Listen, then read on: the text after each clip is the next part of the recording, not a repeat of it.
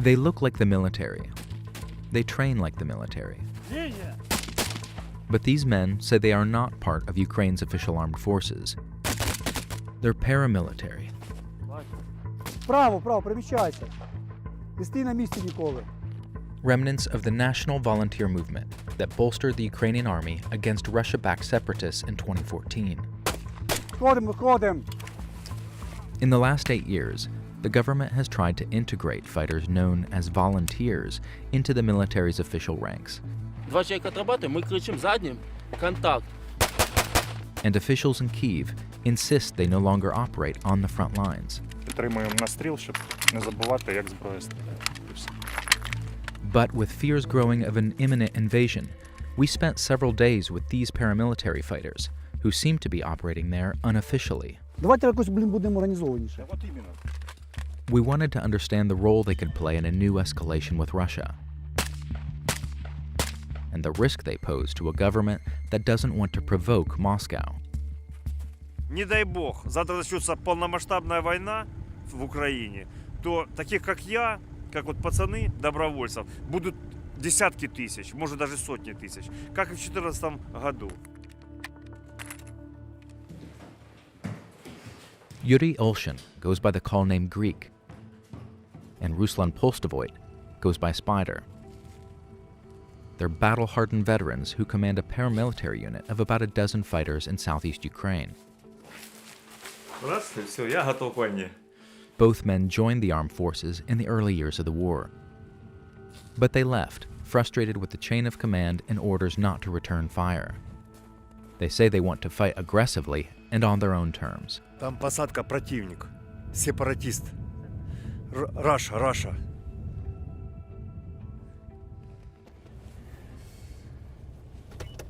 Так, тільки попереджую, в мене прав немає. Я без прав їжджу.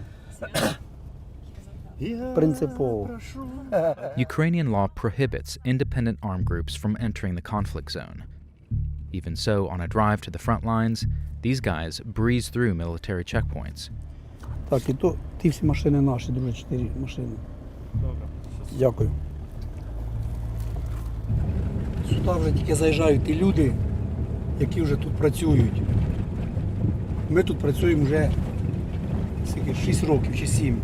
They take us to an open field where they say Russia-backed separatists fly surveillance drones to guide attacks. Противник не спить, не дремле, тому вони часто сюди пускають свої дрони. Нам приходиться тут з ними боротись. The fighters say they use this jammer to bring down enemy drones. Це він шукає дрони, засікає ціль, показує, де воно знаходиться.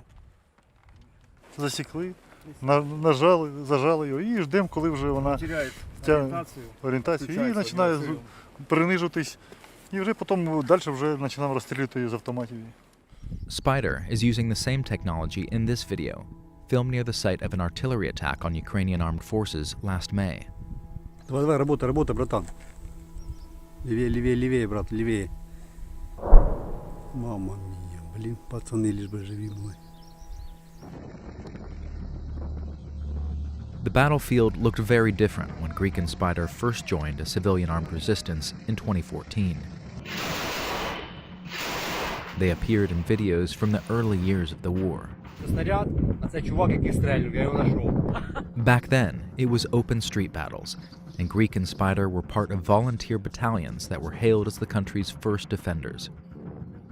Some battalion members were accused of harassment, torture, and attacks on civilians. And some members held neo-Nazi views. According to Greek, only a small fraction of members shared those views. The majority, he says, just wanted to defend their country. Inside Greek and Spider's headquarters, the walls bear insignia of volunteer units formed over the years. In many ways, a reminder that this grinding war is their life. Будь ласка. Це тяжкий камінь, який знаходиться тут у кожного, хто знаходиться на війні. Це великий тягар. Today, sources familiar with these groups estimate there are dozens, if not hundreds, of fighters like Greek and Spider operating at the front lines. Greek and Spider take us to an official military command post to to show us how they coordinate with soldiers. But they ask us not to refer to them as volunteers in our questions. Ці терміни доброволець, збройні сили, оцього не треба озвучувати. Under Ukrainian law, unofficial fighters like them are not allowed to be here. And he doesn't want to put the local commander in an awkward position. When we arrive, both groups appear to be familiar with each other. Юрій Батькович, жаркої може? Та він би таки, що похавав би. Яка ситуація у вас?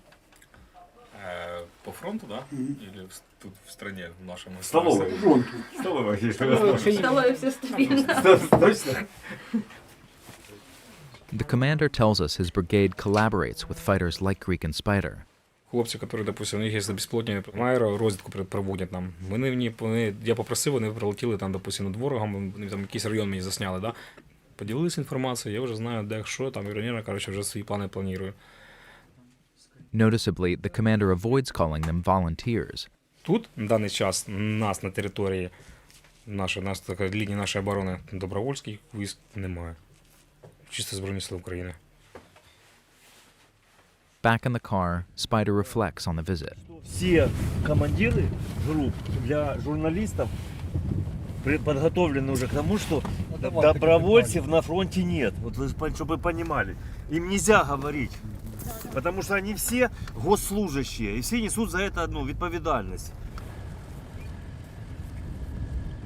The official line from Kyiv, hundreds of miles from the front line, is that paramilitary fighters do not exist here. While the threat of an invasion looms, officials worry that any uncontrolled activity risks an escalation with Russia. Politically, these fighters pose a liability. When we push the Ministry of Defense and the Intelligence Agency for more answers about Greek and Spider's status, they decline to comment. So for now, this paramilitary group remains in the shadows of an intractable war. Понятно, що Росія потужна армія, у них там 2 мільйона, 3 мільйона вони можуть мобілізувати. Так, у них там 10 тисяч танків. І ми готуємось к битві. Вони можуть пройти далеко, можуть зайти. Але далі вони тут і залишаться, розумієте? But they say they are eager to fight. Мы уже готовы давно, много лет. Мы просто ждем. And are preparing for a larger war with Russia. Це наша земля, це наш дом, нам йти нікуди. Ви розумієте? Нам звідси йти нікуди. Тому і вперед.